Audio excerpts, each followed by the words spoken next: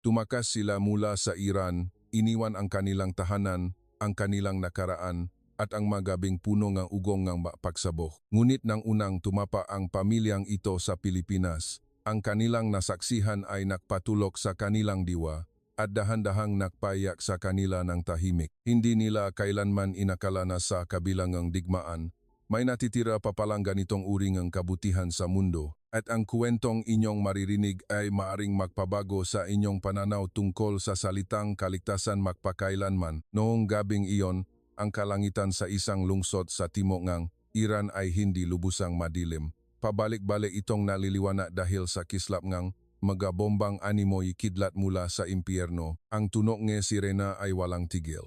Kaya ang mga bata sa lugar na iyon ay hindi na malaman kung alin ang babala at kung alin ang huling hininga ng isang tao. Si Amir ay nakatayo sa gitna ng kanilang sala na may mapader na bita-bita. Sa isang kamay ay hawak niya ang pasaport.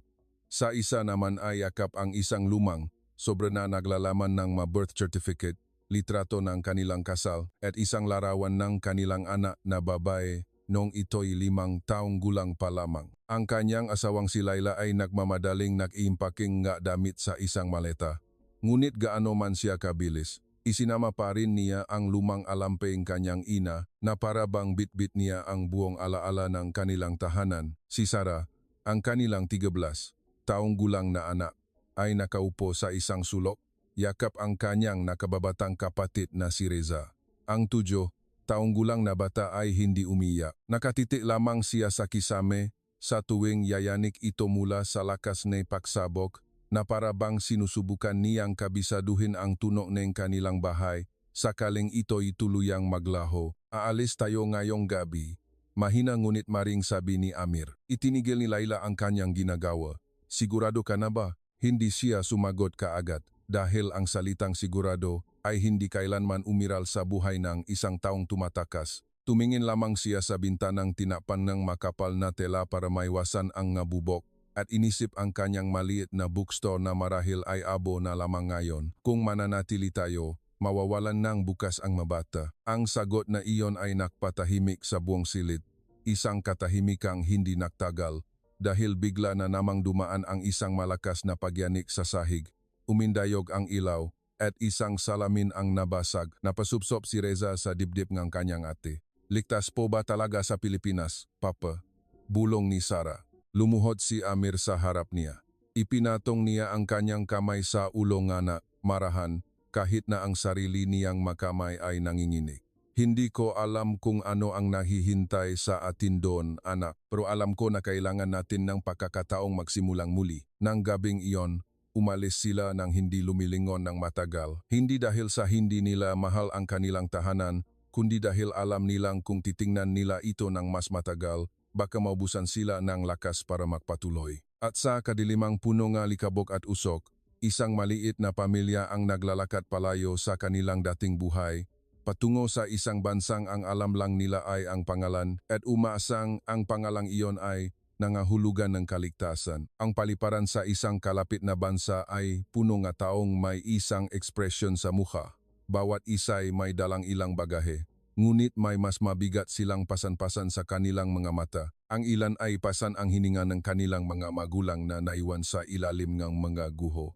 Ang ilan ay pasan ang pangalan ng kanilang bayang sinilangan na baka wala na sa mapa. Dinala ni Amir ang kanyang pamilya sa immigration checkpoint nang may pinakakalmadong kilos na kaya niyang ipakita.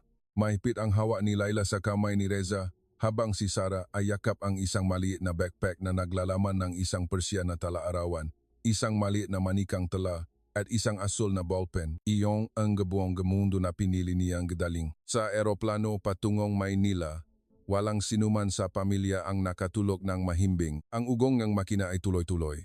Ngunit sa halip na magdulot ng kapayapaan, ipinapaalala nito na sila ay lumulutang sa pagitan ng isang wasak na nakaraan at isang hinaharap na wala pang anyo. May digmaan po ba sa Pilipinas, Mama? Mahinang tanong ni Reza. Ngumiti si Laila kahit na malungkot ang kanyang mata. Wala, anak. May magapagsabog po ba sa gabi? Umiling siya. Ang bata ay natahimik sandali bago muling nagtanong. Kung ganon, pwede na po akong matulog ng mahimbing. Ang tanong na iyon ay tumusok sa pusong isang ina na parang patalim. Hinalikan ni Laila ang nuong anak at sumagot ng may bahagyang panginginig sa boses. "Oo, anak, pwede ka nang matulog ng mahimbing." Tumingin si Amir sa bintana.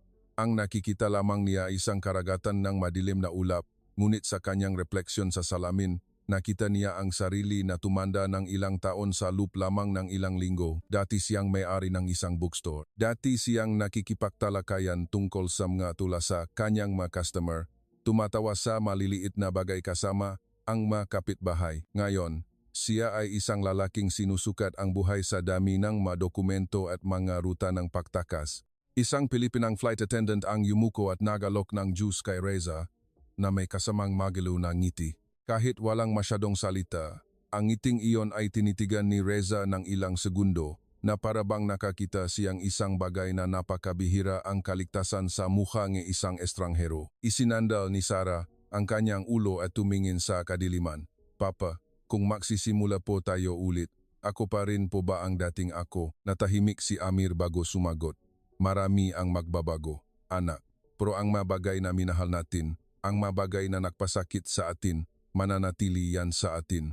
Iyon ang bumubuo kung sino tayo." Ang eroplano ay patuloy na lumilipad sa gabi at sa malamig na cabin, isang pamilya ang natututo na ang pinakamahirap na paglalakbay ay hindi ang pagtawid sa mga bansa, kundi ang pagsisikap na dalhin ang sariling puso sa kabilang ibayo ng pagkawala. Nang lumapag ang eroplano sa runway ng Ninoy Aquino International Airport, ang liwanag ng umaga ay dahan-dahang pumasok sa mga bintana. Ibang uri itong liwanag, hindi liwanag mula sa bomba, hindi liwanag mula sa apoy, kundi ang ordinaryong liwanag ng isang bagong araw. Isang bagay na ordinaryo na para sa kanila ay tila isang himala. Pagbukas ngang pinto ngang eroplano, ang maalinsangang hangin ng Pilipinas ay yumakap sa kanila. Ibang-iba ito sa tuyo at matigas na hangin na kanilang nakasanayan. Ang amoy ngang hangin ay may halong singaong lupa, kape, pabango at isang bagay na tila sampagweta na nagpatigil sa pahinga ni Sarah sandali na parang isang taong kalalakat lang papasok sa ibang mundo. Ang naiya ay malaki,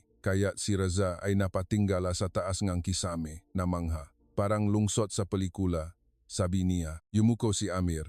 "Tandaan mo ito, anak. Ito ang ating unang araw." Ang pagpila sa immigration ay muling nagpabilis ng tibok ng kanilang mapuso. Natutunan na ng mga tumatakas na ang bawat checkpoint ay maaring magbago ng kanilang kapalaran sa loop lamang ng ilang minuto. Ngunit ang opisyal na Pilipino sa counter ay nagsalita ng may magalang na tono. Kahit hindi perpekto ang kanyang Ingles, ang kanyang mga mata ay walang panlalamig, walang pangmamaliit, mayroon lamang pag-ingat at formalidad. "Welcome to the Philippines." Ang maikling pangungusap na iyon ay nagpatingin kay Laila sa kanyang asawa, na parang hindi sigurado kung tama ang kanyang narinig. Sa mga nakaraang buwan, ang masalitang naririnig nila ay maghintay, bawal, dali o delikado. Ngunit dito, isang estranghero ang tinatanggap sila. Pagkakuhang kanilang mga bagahe, lumabas sila sa arrival hall na puno ng taong may hawak na mga karatula, mga yakapan, tawanan at mga bulaklak. Maraming tao ang naghihintay ng kanilang mamahal sa buhay. Puno ng pag-asa ang kanilang mamukha. Ang tanawing yon ay yon nagpadama kay Laila na kakaiba dahil sa lunggat ito sa mga evacuation center na nakita niya sa daan. At doon nangyari ang unang bagay na gumulat sa buong pamilya. Isang Pilipinang nasa katanghaliang gulang na hindi nila kilala ang lumapit na may dalang maliit na plastic bag. Nagsalita siya sa Ingles na may punto. "You need water for the children?"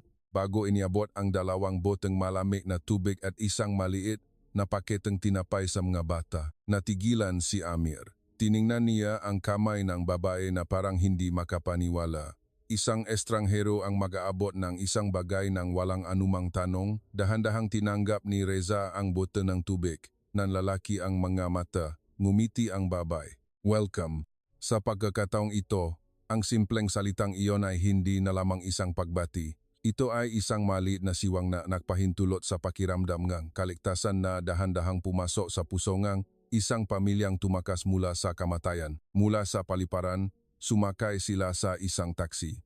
Pinamasdan ito ni Reza ng may interes dahil sa kanilang bansa, maraming sasakyan ang nababalutan ng alikabok ng digmaan at mga bita. Ngunit ang kotseng ito ay malinis, malamig, at may amoy ngang matamis na air freshener. Ang driver ay isang Pilipinong nasa edad 50.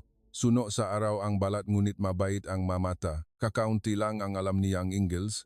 Ngunit nang ipakita ni Amir ang address ng isang murang pension house sa may Malate, tumango siya at nagsabing, Okay, pamilya, no worry. Ang salitang no worry ay nakpatigil sa puso ni Laila. Napakasimpleng salita para sa isang taong namuhay sa pag-aalala sa loob ng maraming buwan. Habang nasa daan, unti-unting ipinakita ang Maynila ang sarili nito sa kanila na parang isang eksena sa isang banyagang pelikula.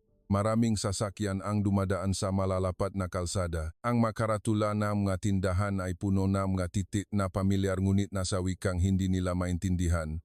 Isang makulay na jeepney na puno na mga pasahero ang dumaan. Isang malaking mall ang nakatayo sa tabi ng isang maliit na tsarinderya. At higit sa lahat, ang lungsod ay maingay at buhay. Hindi ingay nga papalapit na kamatayan. Walang sumisiga, walang tumatakbo, walang itim na uso, walang manggaguho, mayroon lamang busina ng nga sasakyan, boses ang nga taong nag-usap, ang ugong ng trapiko ang tunog ng isang lungsod na nagpapatuloy sa normal na buhay. Nakatingin si Sarah sa labas ng bintana, bakit parang normal ang lahat ng tao? Hindi malaman ni Amir kung ano ang isasagot. Ang pagiging normal ay isang bagay na hindi napapansin ngang karamihan. Ngunit para sa isang taong tumakas sa digmaan, ang pagiging normal ay isang himala. Natigil sila sa trapiko sa harap ng isang pedestrian lane at doon nangyari ang pangalawang bagay na gumulat sa kanila. Maraming sasakyan ang huminto para padaanin ang dalawang estudyanteng tumatawid. Iyon lang, ngunit sa mata ni Amir, ang eksenang iyon ay kasing lakas ng isang kidlat. Natulala siya na parang hindi maproseso ngang kanyang utak. Isang lungsod kung saan humihinto ang masasakyan para sa mga bata. Isang lungsod kung saan ang pagmamadali ay nabibigay puwang pa rin sa kaligtasan. Ito ay isang ordinaryong tanawin na matagal na niyang hindi nakikita. Lumingon ang taxi driver at nagsabi habang mahinang tumatawa, Grabe ang traffic sa Maynila, pero mababait ang mga tao. Nagtanong si Reza, Papa, dito po ba? Walang natatakot mamatay? Napanguso si Amir bago sumagot ng pabulong, lahat ay natatakot, anak. Pero dito, hindi nila kailangang matakot sa bawat minuto. At bigla, iniharap ni Laila ang kanyang mukha sa bintana. Ayaw niyang may makakita sa kanyang luha dahil natuklasan niya ang isang bagay na mas kamangha-mangha pa kaysa sa malalaking gusali o anumang kabaguhan. Ito ay ang mapunta sa isang lugar kung saan ang kaligtasan ay hindi isang luho, kundi bahagi ng pang-araw-araw na buhay. Ang pension house na kanilang binuk ay hindi magarbo. Isa itong makitit na gusali sa isang eskinita. May maliit na reception, lumang masang kahoy, isang mabagal na umiikot na ventilador, at amoy ng malinis na floor wax. Ang may-ari ay isang maliit na Pilipina na nagnangalang Aling Nena. Pautal-utal ang kanyang Ingles, ngunit ang kanyang mukha ay mas maraming na ipapahayag kaysa sa mahahabang pangungusap. Nang makita niya ang dalawang bata, agad siyang ngumiti ng malapat at kumuha ng kendi mula sa isang garapon. For you, tiningnan ni Reza ang kanyang ina bago ito tinanggap ng may pag-alinlangan. Tinanggap naman ito ni Sarah at mahinang nagsabi, Thank you po. Dinala sila ni Aling Nena sa kanilang kwarto sa ikatlong palapag. Mas maliit ito kaysa sa inaasahan. May dalawang kama, isang maliit na ref, lumang lamesa, kulay krema na kurtina, at isang bintanang tanaw ang manakabuhol-buhol na kabel kuryente. Ngunit nang magsara ang pinto, bumalot sa kanila ang katahimikan. Hindi ang katahimikan ng kawalan, kundi ang katahimikang hindi sinusundan ng pagsabog. Nakatayo silang lahat, na parang walang gustong gumalaw hanggat hindi sila sigurado na ang katahimikang ito ay totoo. Dahan-dahang ibinaba ni Amir ang mga bag. Umupo si Laila sa gilid ng kama at tumingin sa paligid. Lumapit si Reza sa kurtina at hinawakan ito. Dahan-dahang binuksan ni Sarah ang bintana. Sa labas, may tunog ng dumang tricycle, ang boses ng isang naklalako sa malayo at ang huni ng makaibon. Mga ibon, dahan-dahang ipinikit ni Sarah ang kanyang mata. Hindi na niya matandaan kung kailan siya huling nakarinig ng huni ng ibon na hindi kasabay ng tunog ng sirena. Umupo si Laila ng ilang sandali bago itinaas ang kanyang kamay upang takpan ang kanyang bibi. At doon, tahimik na dumaloy ang kanyang maluha. Umiyak siya hindi lang dahil sa kalungkutan, kundi dahil ngayon lang napagtanto ang kanyang katawan na nakaligtas na talaga ito. Lumapit si Amir at umupo sa tabi niya. At sa wakas, ang lalaking nagsikap na maging malakas sa buong paglalakbay ay hinayaan na ring dumaloy ang kanyang maluha. Nagtaka si Reza. Bakit po kayo umiyak, mama? Ngumiti si Laila sa gitna ng luha. Dahil ngayon, mga ordinaryong tuno lang ang naririnig natin. Hindi lubos na naintindihan ng bata. Ngunit umayat siya sa kama at niyakap ng mahigpit ang kanyang ina. Tumingin si Sarah sa kanyang pamilya apat na buhay sa isang maliit na silit sa gitna ng isang di pamilyar na lungsod. At sa unang pagkataon, naramdaman niya na ang pag-asa ay maaring hindi dumating sa anyo ng isang malaking bahay o maraming pera. Siguro, ito ay isang pinto na may kandado, isang bintanang nagpapapasok ng hangin, at ang unang gabi kung saan ang isang bata ay maaring matulog ng hindi suot ang kanyang sapatos, handang tumakbo. Nang gabing iyon, bago magtago ang araw sa likod ng mga gusali, isinulat ni Sarah ang unang pangungusap sa kanyang talaarawan. Ngayon, nakilala namin ang isang mabait na katahimikan. Hindi nagtagal, ang gutom ay nagsimulang magsalita para sa lahat. Lumabas silang hotel sa dapit hapon. Humina na ang sikat ng araw, ngunit ang Maynila ay maliwanag pa rin dahil sa mailaw ng mga tindahan at sa buhay na hindi humihinto. Ang maliit na eskinita malapit sa kanilang tinutuluyan ay puno ng charinderia at street food. Ang amoy sinanga na bawang, sili, sabaw at inihaw ay lumutang sa hangin, kaya't napahinto ang buong pamilya. Para sa mga taong dumaan sa kakapusan, ang amoy ng pagkain ay hindi lamang nangahulugan ng sarap. Nangangahulugan ito ng katiyakan na mayroon pa ring makakain ngayong gabi. Huminto sila sa isang maliit na kainan na may ilang plastik na mesa. Ang may-ari, isang ale na may suot na bulalakin na apron, ay halos hindi marunong mag-Ingles, ngunit ginamit niya ang kanyang ngiti at pagturo sa mga litrato sa manubilang kanyang salita. Tiningnan ni Laila ang malarawan ng may kaunting paalala. Hindi niya alam kung alin ang maanghang, matamis, o kung ano ang pwedeng kainin ng mga bata. Napansin ito ngang may-ari, kaya tinawa niya ang kanyang teenager na anak na babae para tumulong.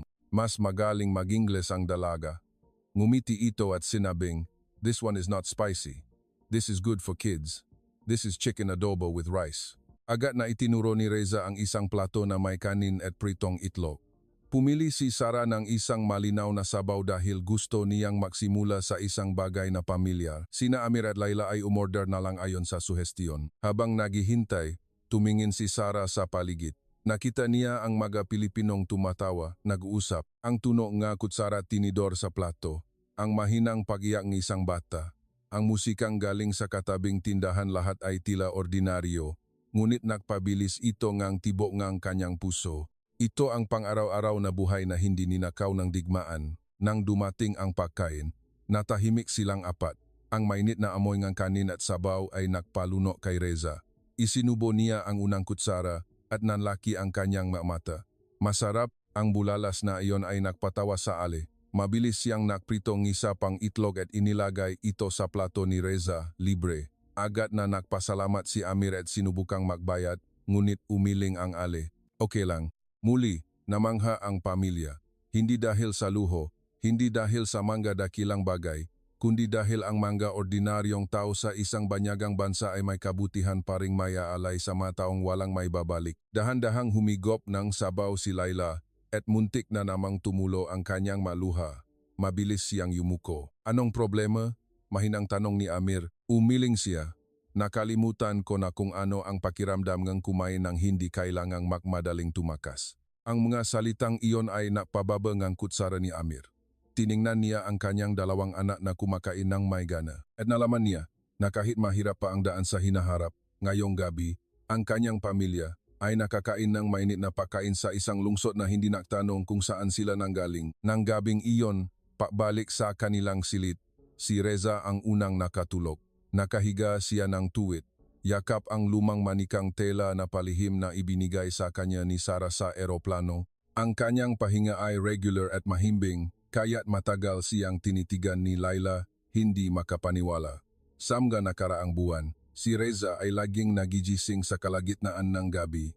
Minsan umiyak, minsan naghahanap ng pagtataguan. Ngunit ngayong gabi, mahimbing siyang natulog na parabang alam ngang kanyang katawan na walang sasabo mula sa itaas. Si Sarah ay nasa kabilang kama, gising pa. Pinaglaruan niya ang kanyang tala-arawan sa ilalim ng malabong ilaw.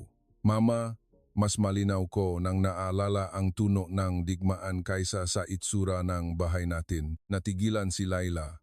Lumapit siya at umupo sa tabing anak. Hinaplos ang buhok nitong medyo magulo pa mula sa biyahe.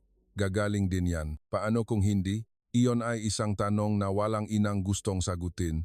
Ngunit alam ni Laila na ang isang 13 taong gulang ay hindi nangangailangan ng magagandang salita. Kailangan niya ng katotohanan. Kung ganon, matututo tayong mabuhay kasama nito, mahinang sabi ni Laila. May masugat na hindi nahihilom, pero humihinto ang pagdurugo. Dahan-dahang tumango si Sarah sa labas ng bintana, mayroon pa ring matuno ang lungsod. Mga sasakyan, tahol ngang aso, tawanan mula sa isang malayong kainan. Ngunit walang tuno na magpapatalon sa kanila para magtago sa ilalim ng mesa. At iyon ang nagbigay ng kakaibang mahika sa maliit na silid na iyon. Pinatay ni Amir ang pangunahing ilaw, naiwan lamang ng isang maliit na lamp sa tabing kama. Sumandal siya sa pader, tinitingnan ang makinis na kisame na walang bita, walang alikabo na nalalaglag. Mahina niyang tinanong ang kanyang asawa. Sa tingin mo, makakabuo tayo ng bagong buhay? Tiningnan ni Laila ang kanyang maanak bago sumagot. Hindi ko alam kung gaano kalaki ang mabubuo natin. Pero alam kong kailangan nating bumuo. Dahan-dahang lumipas ang oras hanggang sa hating gabi. Nakatulo na ang lahat. At doon nangyari ang pinakakahangahangang bagay sa kanilang unang araw. Kinaumagahan, nagising ang buong pamilya dahil sa huningang maibon at sa sikat ng araw na tumatagos sa kurtina. Hindi dahil sa pagsabog, hindi dahil sa sirena, hindi dahil sa sigaw ng mga taong nagsasabing tumakbo. Idinilat ni Sarah ang kanyang mata at nanatiling nakahiga. Matagal niyang pinakinggan ang maibon na para bang mawawala ang maito kung siya'y gagalaw. Bumangon si Reza, kinukusot ang kanyang mga mata. Ang boses ay antok ngunit puno ng pagkamangha. Umaga na po mama, ngumiti si Laila kahit mapula ang kanyang mata. Oo anak. Umaga na, walang nangyari kagabi? Tumango siya. Tumingin ang bata sa mahinang liwanag sa labas ng bintana at sinabi ang isang pangungusap na nagpatingin sa kanyang magulang. Akala ko po, dito, hindi pa sira ang mundo. Ngunit ang bagong umaga ay hindi lamang puro kabutihan. Nang humupa ang paunang ginhawa, ang katotohanan ay unti-unting lumapit. Nakaupo si Amir sa maliit na mesa sa kanilang silid. Tinitingnan muli ang lahat ni kanilang dokumento. Mga pasaporte, ang natitirang pera, ang address ng opisina para sa mga refuge at ang numero ng isang kapwa Iranian na ibinigay ng isang kaibigan. Ang halaga ng prasa sobra ay mas kaunti kaysa sa pilit niyang pinapaniwala sa sarili. Ang pagtakas ay mas magastos kaysa sa inakala. Ang pagsisimula sa isang bagong bansa ay hindi kailanman mura. Isinulat niya ang manumero sa isang papel, bayad sa tirahan, pagkain, transportasyon, at nalaman niya na maging ang kaligtasan ay may nakakatakot na presyo. Napansin ni Laila ang itsura ang kanyang asawa. Alam niya agad kung ano ang iniisip nito.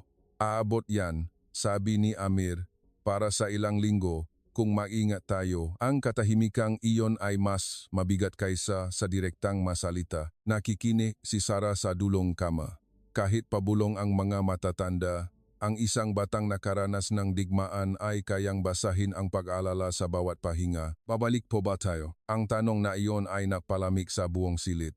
Hindi, mabilis na sagot ni Amir. Masyadong mabilis kaya halatang ayaw niyang bigyan ng puwang ang posibilidad na iyon. Hahanap tayo ng paraan. Pagkatapos, tinawagan niya ang lalaking Iranian. Matapos ang ilang ring, may sumagot. Nagpakilala itong si Fahad, matagal nang naninirahan sa Pilipinas at handang magbigay ng paunang payo. Ang tunong ng wikang Farsi mula sa telepono ay nagpabuntong hininga kay Laila na parabang nakahanap sila ng isang maliit na tulay pabalik sa isang pamilyar na mundo.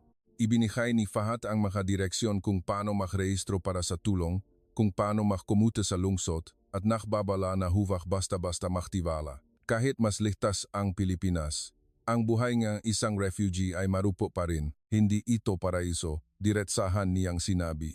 Pero isa itong lugar kung saan makakahinga kayo. Paulit-ulit na nagpasalamat si Amir. Pagababa ang telepono, natahimik siya sandali bago tumingin sa kanyang pamilya. hindi pa tayo ganap na ligtas. Pero nasa isang lugar tayo kung saan may mga pagpipilian pa, tumango si Laila. Iyon ang katotohanang kailangan nilang tanggapin. Hindi binura ng Pilipinas ang kanilang nakaraan. Hindi nito inayos ang lahat ng problema sa isang gabi, ngunit dito, maari silang mag-isip tungkol sa hinaharap ng hindi kailangang tumakbo. Habang nag-iisip sila, binuksan ni Sara ang kanyang talaarawan at nagsulat ng isa pang pangungusap. Ang pag-asa ay hindi isang pintong sabay-sabay na bumubukas. Minsan, isa lamang itong maliit na bintanang nagpapapasok ng sapat na hangin para makahinga. Hindi pa tapos ang unang araw. Nakipagkita sila kay Fahad sa isang maliit na kainan sa May Makati. Nag-alinlangan si Amir, ngunit nagpasya siyang pumunta. Sa isang lungsod kung saan lahat ay bago, ang makakilala ngang isang taong nagsasalita nga yung wika ay mas mahalaga pa sa ginto. Ang kainan ay nasa loop ngang isang lumang gusali, may amoy ngang shawarma, matamis na tsa, at mahinang tuktok ng musikang Persian. Pagpasok nila, napahinto si Sara, narinig niya muli ang kanyang sariling wika. Sa isang saglit, ang Pilipinas at Iran ay tila nagtagpo sa maliit na lugar na iyon. Si Fahad ay isang lalaking nasa edad 40, may kaunting uban sa buhok, at mga guhit sa mukha na nagsasabing marami na siyang pinagdaanan. Tumayo siya, mahigpit na kinamayan si Amir, at niyakap na parang matagal nang makakilala. "Welcome," sabi niya sa Farsi. "Nalulungkot ako na sa ganitong paraan kayo napunta rito, pero masaya akong nakarating kayo." Naluha na naman si Laila. Si Reza naman ay agad na kumain ng inihandang pagkain ni Fahad. Ang mga bata lang ang tanging nilalang na marunong tumanggap ng kabutihan ng walang pakiramdam ng utang na loob. Ikinuwento ni Fahad ang kanyang sarili. Dumating siya sa Pilipinas na mas kaunti pa ang pera kaysa kay Amir. Natulo sa isang kwartong kasama ang 5 pang tao. Ginawa ang lahat, mula sa pagiging interpreter hanggang sa pahuhugas ng plato. Mahirap, pag-amin niya. Pero nakakahinga ka ng hindi nakikinig sa mga bomba. Malaki ang binabago niyan sa isang tao. Tinulungan niya silang isulat ang mga mahahalagang address, kung paano sumakay ng MRT, bumiling SIM card, at nagbabala pa na ang ilang pakaing Pilipino ay sobrang anghang. Sa unang pagkakataon sa loob ng maraming buwan, tumawa sila ng malakas. Habang nag-uusap sila, ang may-ari ng kainan, isang Pilipino na walang naintindihan sa kanilang usapan, ay nagdala ng isang platong ng prutas para sa mabata, libre, na may kasamang ngiti. Tiningnan ni Amir ang eksenang iyon, isang Iranian na tumutulong sa kapwa Iranian sa isang kainang paari ng isang Pilipino sa Maynila. At naramdaman niya na ang kanyang mundong basak-basak ay unti-unting tinatahinam, mga kamay ng mga estranghero. Naisip ni Sara na siguro, ang isang bagong tahanan ay hindi lang nabubuo sa isang lugar. Nabubuo ito sa mga taong nagbibigay sa iyo nga maliit na espasyo para tumayo nang hindi nagtatanong kung gaano ka nawasak. Pagkatapos nilang magiwalay ni Fahad, dahan-dahan silang naglakad pabalik. Maingay pa rin ang Maynila, ngunit para kay Laila, biglang lumabo ang lahat ng may isang tricycle na umarangkada ng malakas malapit sa kanya. Napaitat siya ng husto, napahawa sa kamay ni Sara. Ang kanyang puso ay kumalabo na parang gustong kumawala. Ang mga alaala ay bumalik sa isang iglap, ang hagibis ng isang roket, ang mga taong sumisigaw, ang kapitbahay nilang bumaksak sa kanto, ang alikabok at amoy ng nasusuno na semento. "Mama," bulong ni Sara. Mabilis na inalalayan siya ni Amir. Umiling si Laila na parang sinasabing ayos lang siya, ngunit ang kanyang katawan ay nanginginig. Umupo sila sa isang bangko sa gilid ng kalsada. Hinawakan ni Amir ang kamay ng kanyang asawa ng walang imik. Ang ibang sakit ay hindi nangangailangan ng paliwanag, kailangan lang nito ng isang taong hindi alis. Lumipas ang ilang minuto bago naging normal ang pahinga ni Laila. Pumikit siya at sumandal sa balikat ng kanyang asawa. "Akala ko bumalik na naman, hindi na babalik yon. Nandito na tayo ngayon," marahang sabi ni Amir, pero sa isip ko nandoon pa rin. Ang masalitang iyon ay hindi kayang tutulan ni Numan. Sa wakas, idinilat ni Laila ang kanyang mata. Nakita niyang tuloy pa rin ang takbo ng mga sasakyan, ang lakat ng mga tao, ang tawa ng estudyante. Hindi gumuho ang mundo dahil sa malakas na ingay kanina, at doon niya masakit na naunawaan. Ang pagtakas mula sa digmaan ay hindi nangangahulugang, ang digmaan ay tatakas din mula sa iyo kaagad. "Hindi lang tayo naglakbay para tumawid ng bansa," mabagal na sabi ni Amir. Naglalakbay din tayo para makaalis sa ginawa nito sa mapuso natin. Tumango si Laila, muling tumulo ang kanyang nga luha. Ngunit sa pagkakataong ito, hindi niya ikinahiya na hayaan itong dumaloy sa gitna ng hapon sa Maynila. Ang isang babaeng kinailangang maging matatak. Para mabuhay ay natututo na ang kaligtasan ay maaring magsimula sa pagtanggap na nasasaktan pa rin siya. Pabalik sa pension house, nakita ni Aling Nena ang itsura ni Laila. Kahit hindi niya naintindihan ang kanilang wika, ang mga mata ng isang taong nakaranas ng ang hirap ay marunong bumasa ng katahimikan.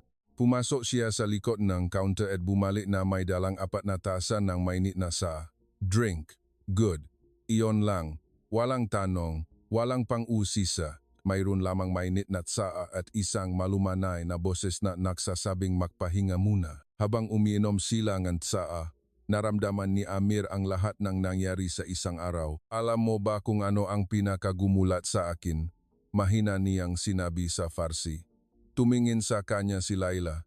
Hindi ang matataas na gusali, hindi ang paliparan, hindi ang tren. Hindi kahit ang kaligtasan, kundi ang pagiging mabait ng mga tao dito sa atin kahit hindi nila tayo kilala. Natahimik si Laila bago sumagot. Dahil matagal na tayong nabuhay sa takot, kaya nakalimutan na nating mayroon pa palang kabutihan. Ang magasalitang iyon ay nanatili sa hangin, maganda at malungkot. Kinuha ni Sara ang kanyang talaarawan. Sumulat siya tungkol sa kanilang unang araw. Sumulat siya na dumating sila sa Pilipinas. At ang gumulat sa kanila ay hindi dahil ito'y nakakatakot, kundi dahil ito'y mas mabait kaysa sa kanilang inaasahan. Ipinikit ni Laila ang kanyang nga mata. At ang huling luha na, araw na iyon ay tahimik na dumaloy hindi mula sa takot, kundi dahil napaktanto niyang minsan, nabubuhay tayo hindi lang dahil nakatakas tayo, kundi dahil may mga estrangherong sumasalo sa ating pagdating. Kinaumagahan ng ikalawang araw, nagising ang Maynila bago pa sila. Ang tuno ng walis sa kalsada, ang kumukulong tubig sa isang coffee shop, ang ugong ng mga tricycle, at ang ginintuang sikat ng araw ay nagpaliwanag sa kanilang maliit na silid. Naunang nagising si Amir. Nakatayo siya sa bintana, tinitignan ang buhay ng lungsod na nagpapatuloy. Hindi alam na may isang lalaking tahimik na nanunumpa sa sarili na hindi nahahayaang bumalik ang kanyang pamilya sa dilim. Nagising si Laila at tumabi sa kanya. Pareho silang nakatingin sa kalsada sa ibaba, kung saan ang matao ay simpleng sinisimulan ang kanilang araw. At para sa kanila, ang simpleng iyon ay mas maganda kaysa sa anupaman. Natatakot ka ba? Tanong ni Laila. Tumango si Amir. Ako rin, pero ngayon, hindi na tayo natatakot kung makakaligtas ba tayo. Natatakot tayo kung makakapagsimula ba tayo ng maayos. At sa tingin ko, mas magandang takot yon. Bumangon si Reza. Saan po tayo pupunta ngayon? Naunang sumagot si Sara. Hahanapin natin ang bukas natin, Papa. Mahina silang tumawa. Kahit hindi pa nila alam kung ano ang itsura ang bukas. Anong nga dokumento ang kailangan? Anong nga hadlang ang darating? Ngayong umaga, mayroon silang isang bagay na malabo pa kahapon. Ang kakayahang isipin ang hinaharap. Bago umalis, binuksan ni Sara ang kanyang talaarawan sa huling pahina ng unang araw at isinulat ang isang buod. Dumating kami sa Pilipinas na may mapusong durog. At sa unang araw, ang pinakagumulat sa amin ay hindi ang laking lungsod, hindi ang kakaibang wika, o ang init ng panahon. Ito ay ang katotohanan ng mayroon pa ring mababait na tao sa mundo. At may mga umaga pa ring dumarating ng walang tunok ng pagsabok. Dahan-dahan niyang isinara ang libro. Pagkatapos, ang maliit na pamilyang Iranian ay bumaba sa hagdan ng pension house. Bawat hakbang ay patungo sa isang kalsada sa Pilipinas na hindi pa lubos na kilala ang kanilang pangalan, ngunit naibigay na ang pinakamahalagang regalo mula pa noong unang araw. Ang regalong iyon ay ang simpleng katotohanan.